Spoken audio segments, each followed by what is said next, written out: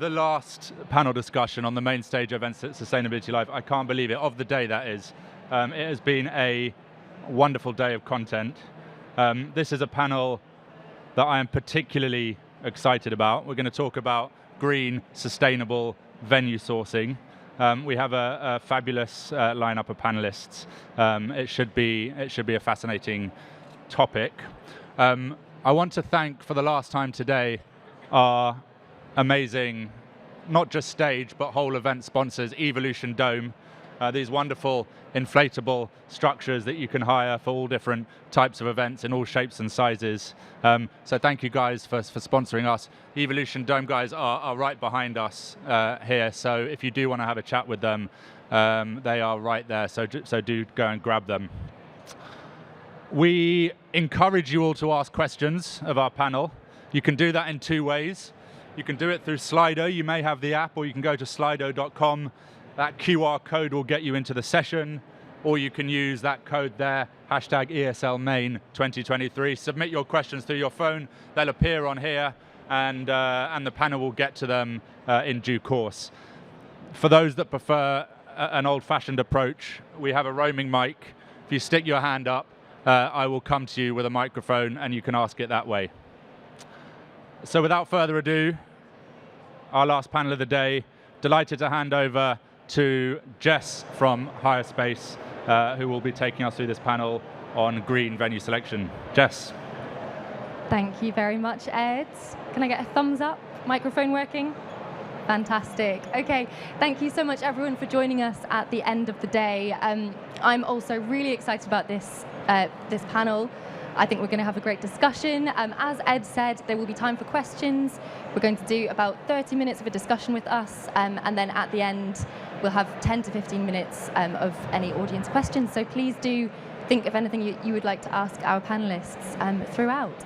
So just as a very quick introduction, so I'm Jess, I'm the marketing executive, and I head up our sustainability committee at Hirespace. And we're a venue finding platform, but one thing that we really often find is that it's not a matter of companies not wanting to be more sustainable or event organisers not wanting to make their events more sustainable, but it's a matter of having access to that information. It often feels like it's really spread out across different areas.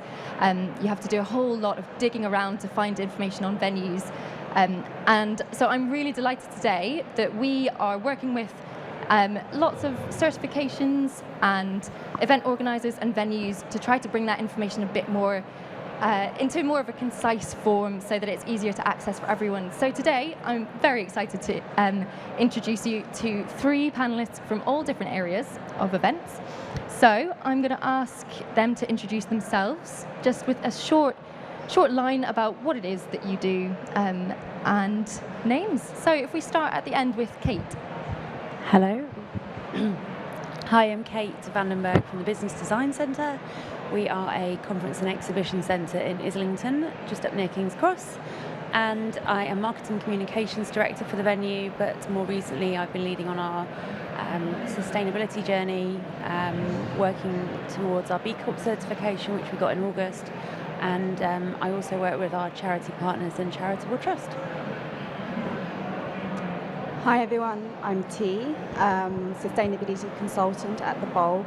We're a sustainability consultancy and we help event organisers and creative agencies with their strategy, their training, all the toolkits, and also carbon footprinting and reporting as well. So lots to do with sustainability. I'm Clare Melton. I'm Global Head of Events, Enterprise Events for S&P Global. We are a significantly sized global brand, so I sit in corporate, and I have done for my entire career. And in addition to that, I also chair, if you like, I'm executive sponsor of our Sustainable Events Working Group, which is a passionate group of event planners from across all of our 5 divisions coming together and trying to make our events a little bit greener. Fantastic. So as you can see, a whole range of perspectives. Unfortunately, we don't have Louise Boyse with us today, but between the 3 panelists, I think we're going to have some really, really interesting takeaways. I'm very keen as well to make this panel as useful practically as possible so that any event organisers can go away with things that they can action straight away. So again, do think of questions that you can ask our panellists. I'm going to dive in with, as a first question, what are some of the top features, the top sustainability features that event organisers should be looking for from venues? Anybody feel free to answer. Do you want to go?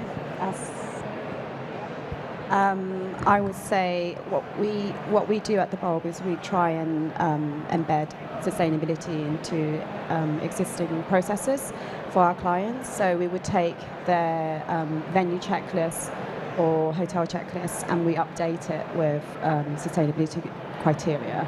So that would be energy, whether it be clean energy and energy efficiency, to water conservation, waste management, what social impact they're working on, and also what they're doing with their supply chain as well. Is it as a responsible supply chain?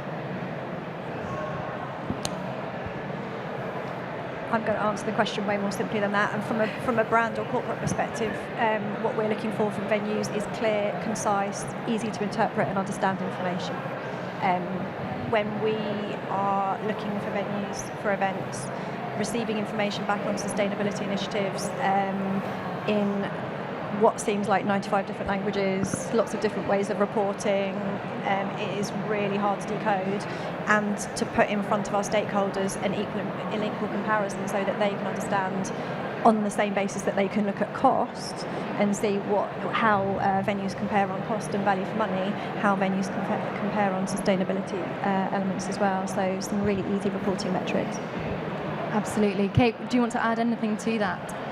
Yeah, I think you're both right. There's so many different facets to sustainability. Lots of different venues are on different stages of the journey, so some of them will be able to make changes in certain areas that others won't. So I think from a really basic perspective, the minimum we should be expecting from venues is at least to be transparent and honest about where they're at and what they're doing. It doesn't have to all be being done straight away, but they should be sharing that. Absolutely. I think, venues will be operating on very different budgets. They'll have very different timelines for that transition to sustainability. So absolutely, just being transparent, that's really great. And also it depends on where they are as well. In certain countries, they're a lot more advanced. So you just have to try and pick the best based on what they're able to show you and compare it amongst all the venues available. Yeah, that's actually something that I really do want to touch on, is how can we compare claims around sustainability that venues are making? Obviously we've heard a huge amount about greenwashing in the past few years. Are there any industry standards that we can be looking out for, or kind of certifications that you would look for as event organisers or sustainability consultants to sort of benchmark? There are several from our point of view. We can look for ISO 2012 accreditation, LEED or Green Key venues. At least you know that those venues have had to reach a certain standard and they are being benchmarked across other venues as well. It's very difficult, as I said before, to compare apples with pears if you're getting different information from venues that aren't according to a standard. So I think those as a minimum is what I would recommend that we're looking for. Yeah, I'd agree. There's so many different accreditations and certifications that, for organisers who are potentially already dealing with how do I be sustainable, what should I be focusing on, as well as costs and finding suppliers. And that's just on sustainability, not on how do I run this event and bring in exhibitors or all of the other jobs that they have to do. So having clear descriptions of what your accreditation means, I think, is really important. So we achieved B Corp status in August, and we've been really transparent, transparency about what it means. It covers a range of things. So some venues and events, you need to have those discussions early about aligning what your mission is for this event. Do you want to leave a legacy on the local community? Are you looking to support, for example, food banks? Is it about reducing your carbon footprint? What are your goals for the event? And then find the venues that align with those goals. And you would expect or hope that those venues would then have accreditations that are aligned with their goals as well. I think from a planner perspective, from a corporate perspective, an understanding of what has to be achieved to reach those accreditations, because they're very different. You know, achieving ISO 2012 is very different to being LEED accredited or Green Key or whichever ones you're looking at, and understanding in simple terms sometimes, because if we're looking at a number of different venues for a particular project or a particular event, understanding what's gone into that, because again, otherwise you're just not comparing like for like. And the other thing I'd say is I think venues have to be upfront with the information they provide in that. So it's very difficult if we're going out, we're working to tight deadlines normally with our stakeholders to try and find venues. If we're then having to go back and go, oh, we see that you're Green Key, for example, but can you talk us through the process, or can you talk us through what that means? So it would be lovely from a planner perspective if that is included either on marketing information or in initial pitch, so that it's there, and again we can compare and we can present a fair comparison to our stakeholders who are decision makers.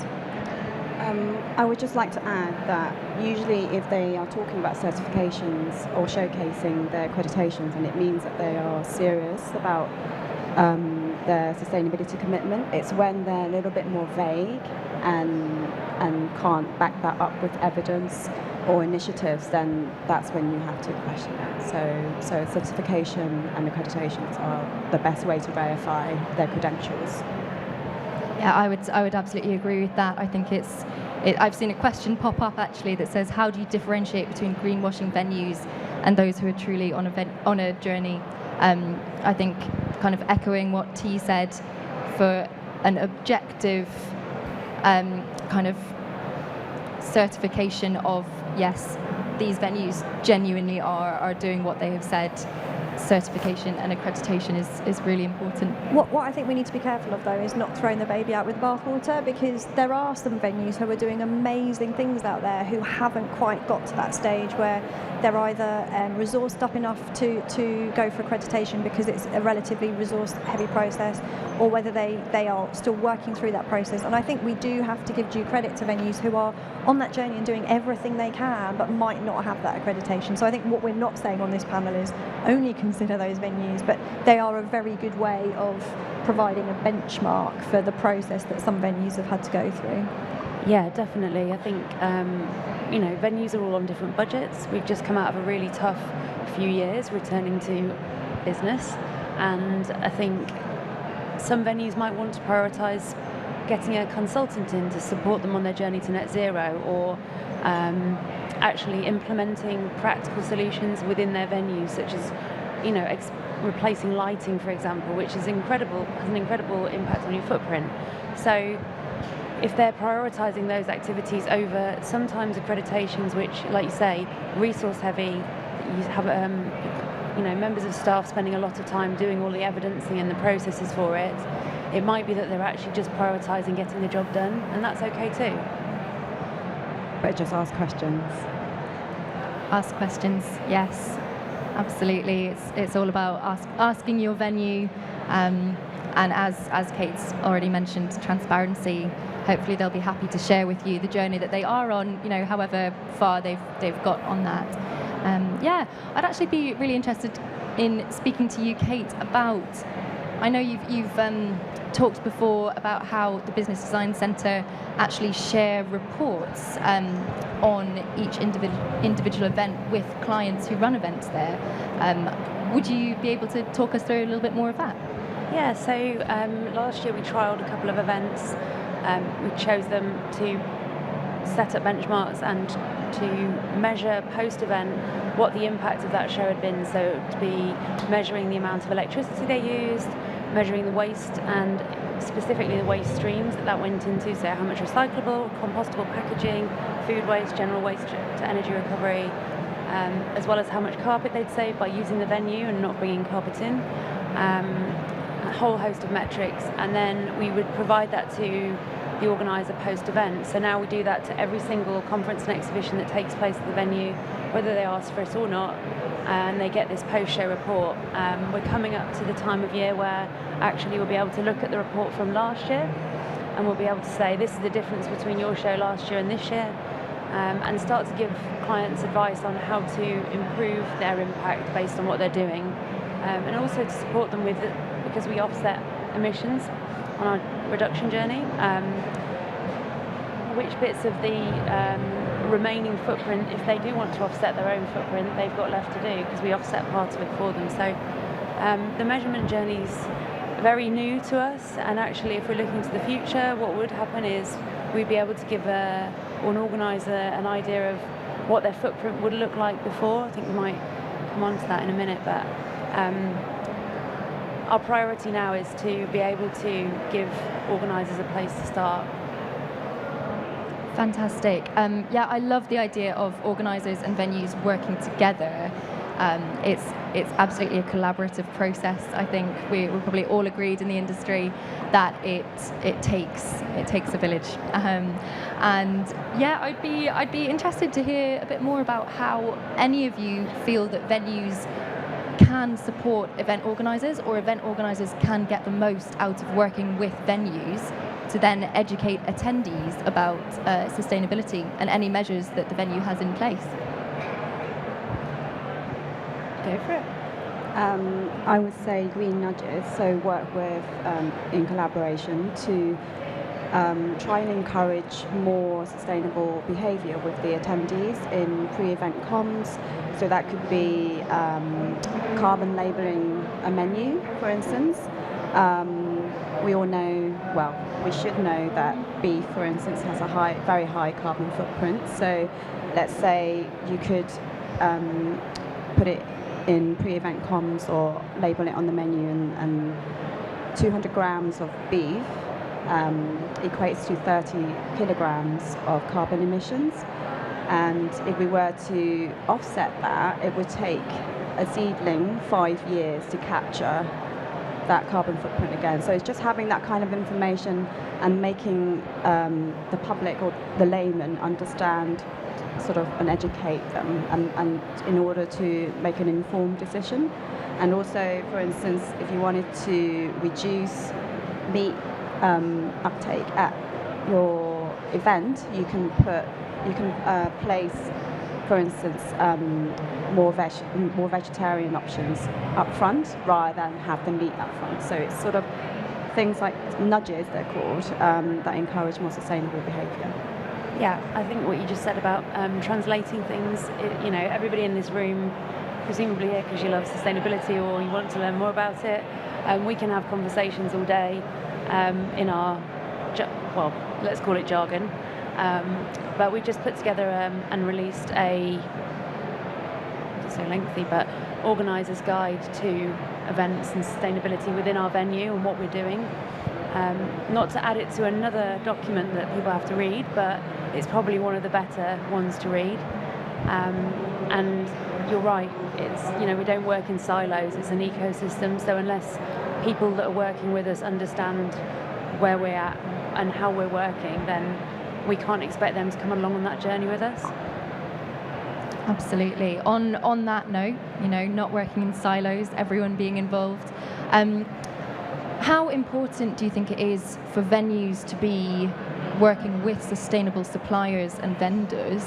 And how can event organisers, find out about this or ask the venue about their supply chain?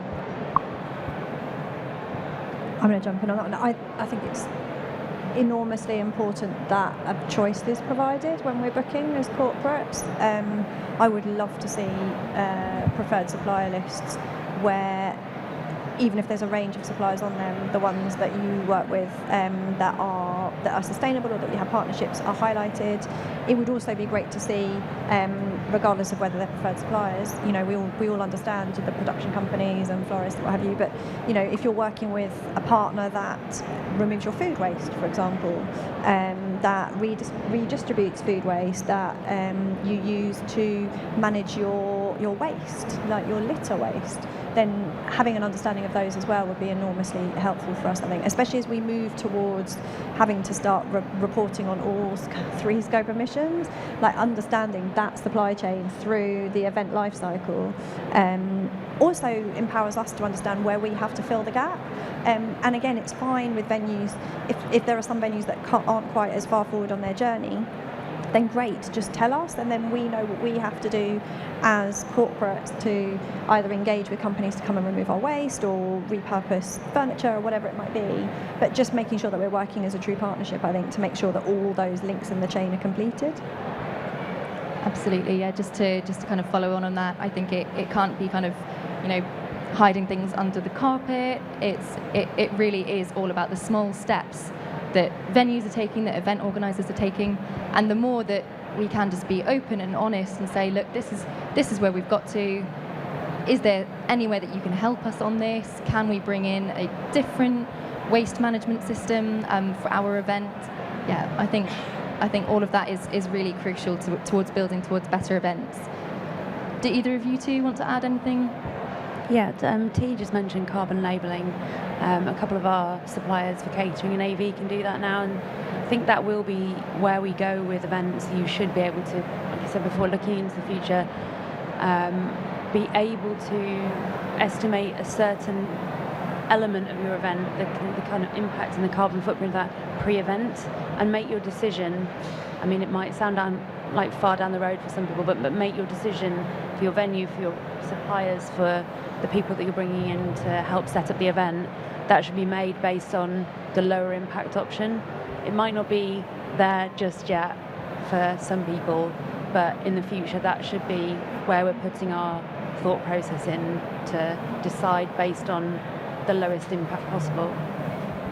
Brilliant. And so personally, we've worked with Event Decision on doing these reports, but I think there are loads out there that do offer a really great service and can help you to kind of calculate the prospective impact of your event, and then you can kind of take that into account and work with your venue as well to make sure that you're really lowering your impact as much as possible.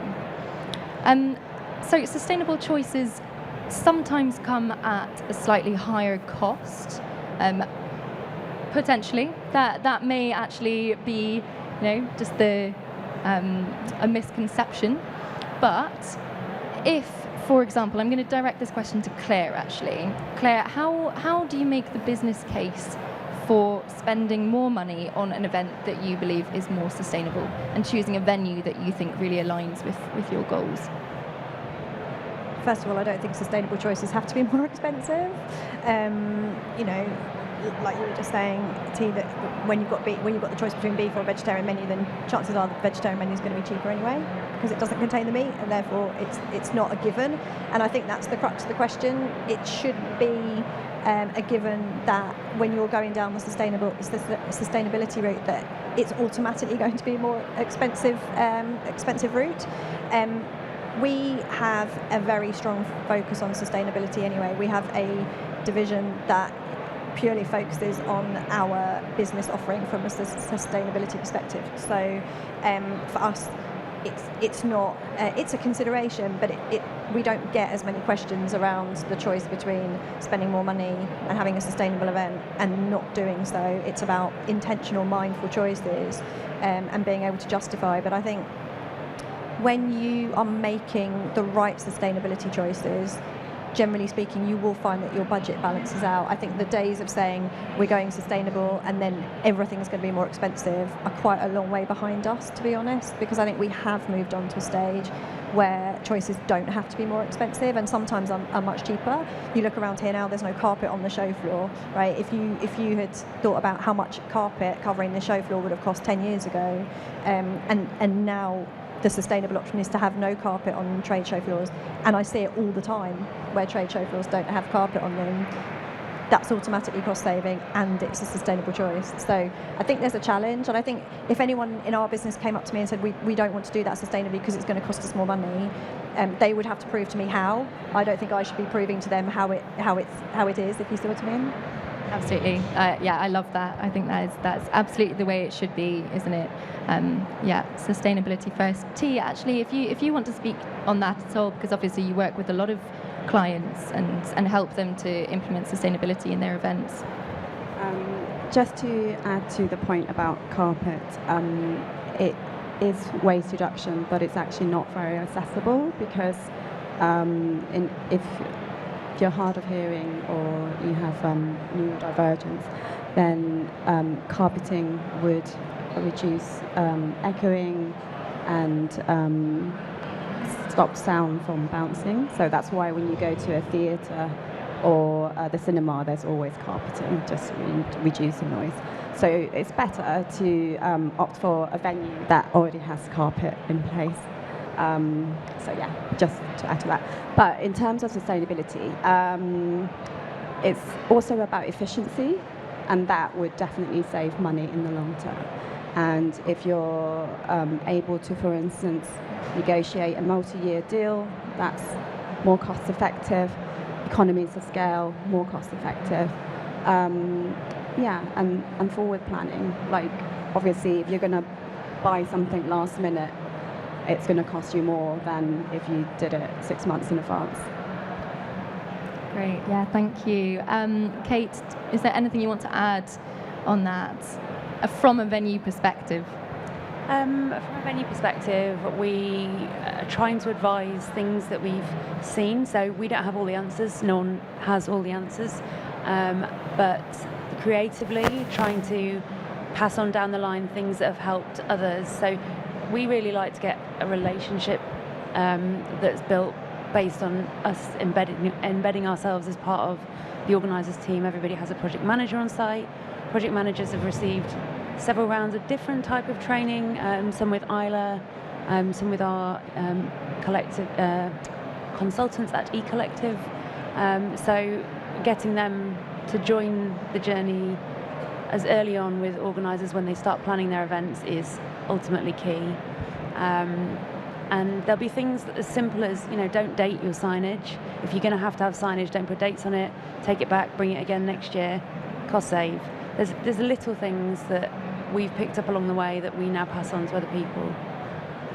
Completely, yeah. That sharing mentality, I think, is so important in events and in sustainability in particular, isn't it? It's you can learn from everyone along the way. Every step of your supply chain, there's something to pick up. I've got one last question for the panelists, and this is looking into the future.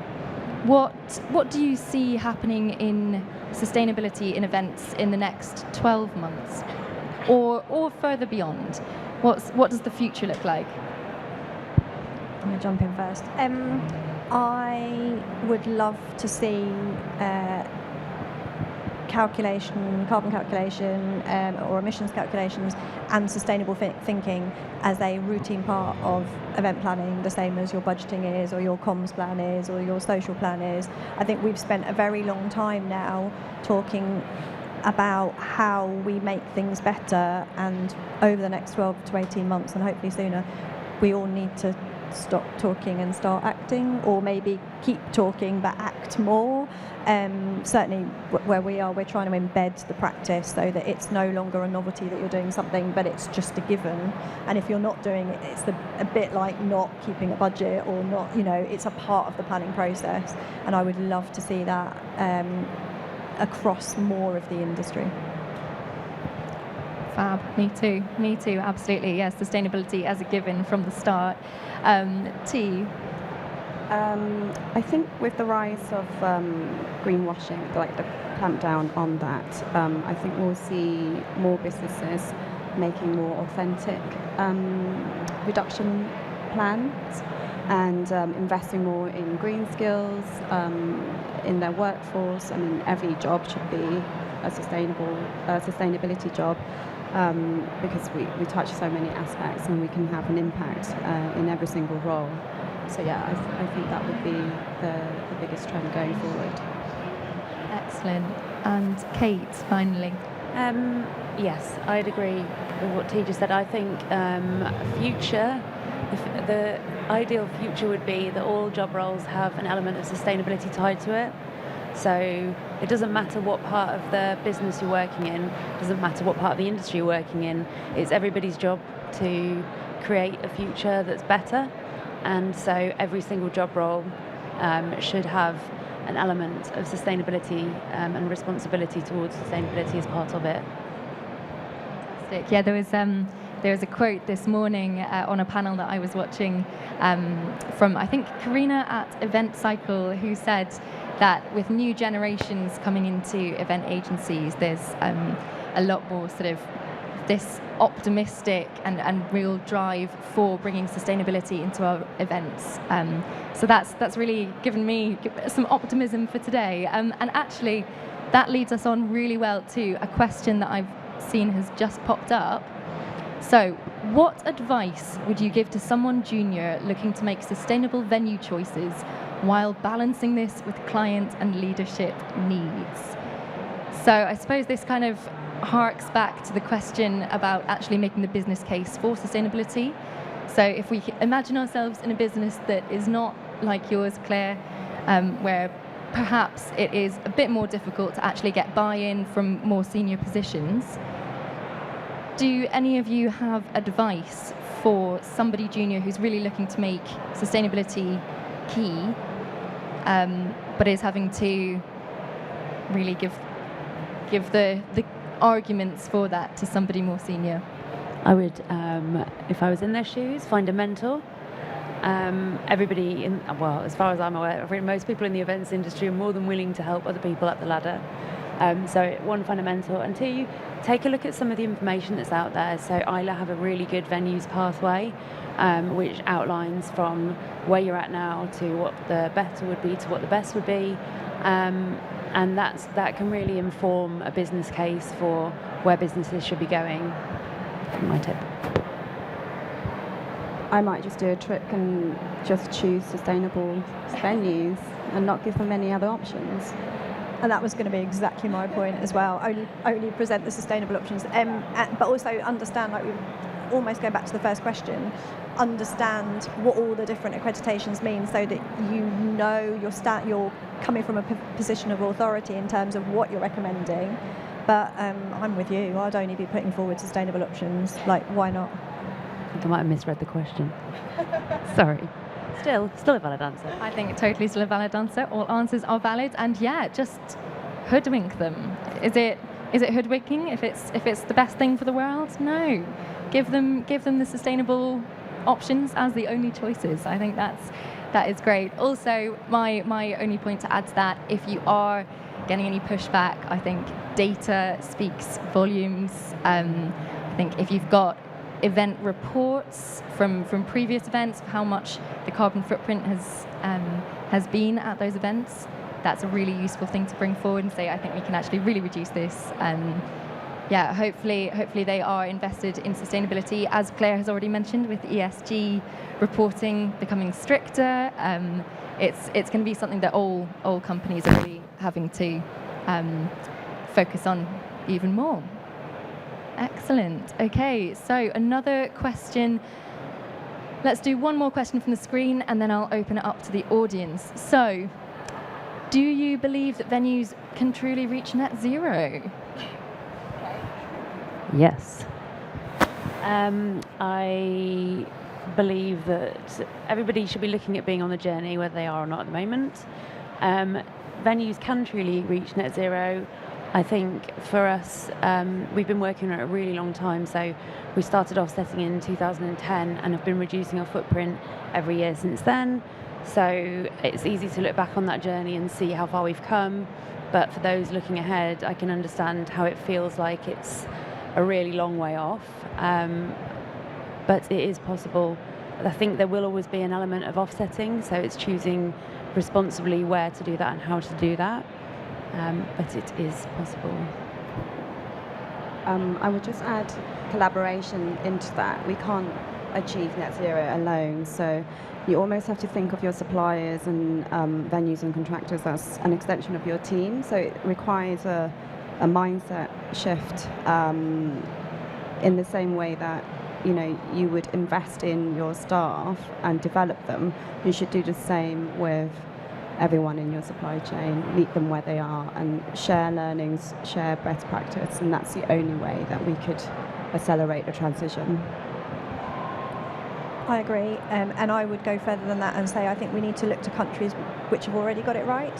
I've just spent a weekend in Iceland, and I'm going to get this wrong, but they're either going to be carbon neutral or net zero by 2030 as a country, not just venues, like as an entire country. They're going to hit that target before 2030 actually, because they're so sustainable. And I think we as a country and venues within the country need to be looking to people who are already doing it extremely well, even if that's outside of our own borders, to learn lessons and understand how we can implement here. Absolutely. I think the key word of this entire session is really becoming collaboration, which is great. I mean, it's why we're all here, isn't it? To learn from each other. And as Kate was mentioning before, it's as well, it's that mentorship thing.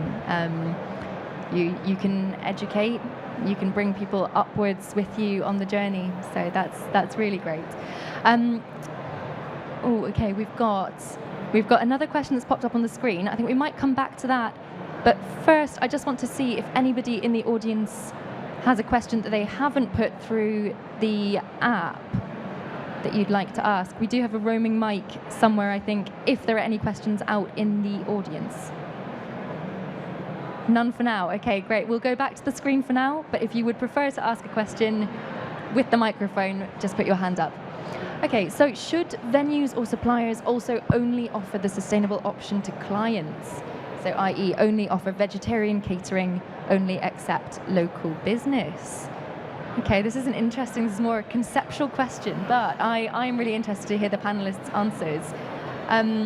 Is that question clear? Does anybody want to take the first stab at that? Go on then. I think, could they? Absolutely. Would it make business modelling exceedingly challenging for venues? Yes, absolutely. I think only accepting local business is very challenging unless you're talking about vendors, suppliers to the business potentially. I don't know how that question's leaning. If you're only working with local suppliers as a venue in terms of local produce, then yes, absolutely. I think I've been to plenty of events where there's only been a vegetarian menu and you've only had dairy-free milks on offer, for example. I think it's fine. I think as a planner, would it be fine for me? Yes, as long as I still have a choice within that. So I think as a corporate, my nightmare is being told that this is the one menu you can have, right? Or you can only have oat milk and nothing else. If you say to me, we've got a range of menus, none of them have got meat on them, one of them's got fish on it, fair enough, but we do this range of milks or whatever it might be, then I think offering choice is really important. I think people start to have a challenge if their freedom of choice is taken away. Now, having that choice doesn't necessarily mean that you have to lose the sustainability element, but I think maintaining a freedom of choice, then absolutely this could be possible. Yeah, I agree.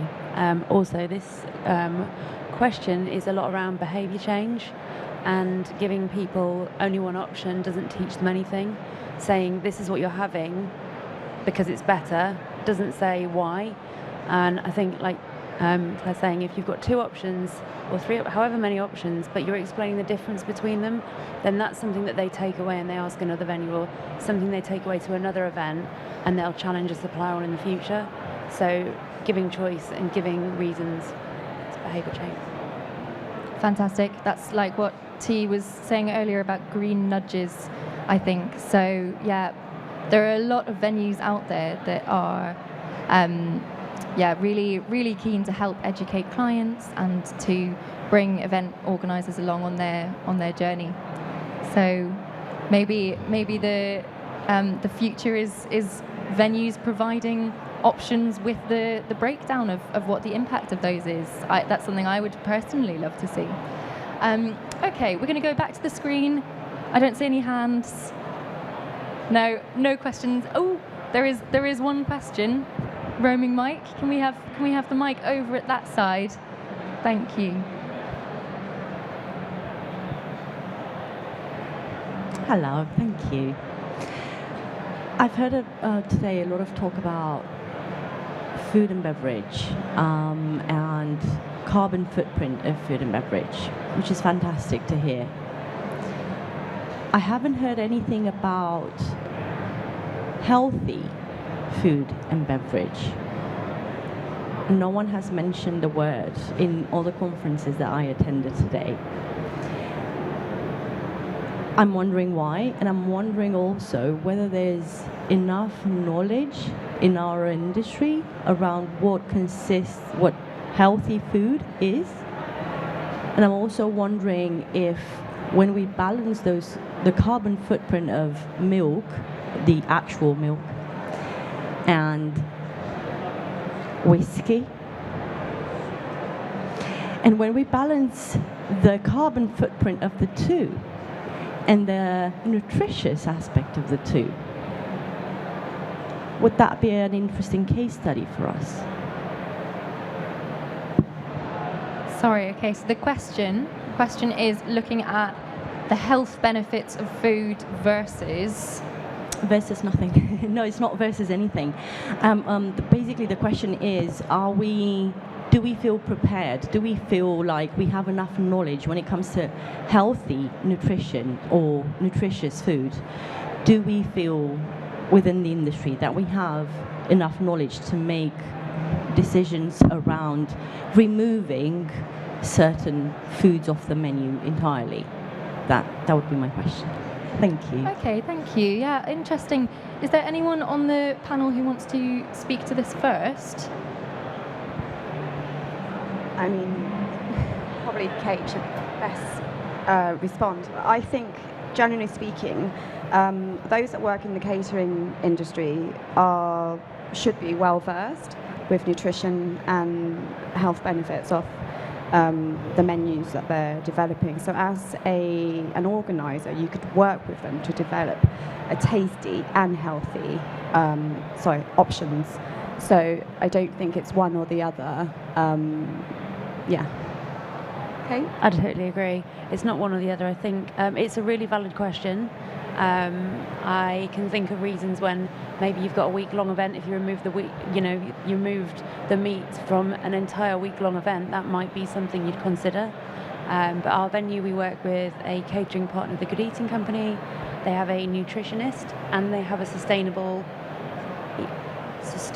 expert who work hand in hand.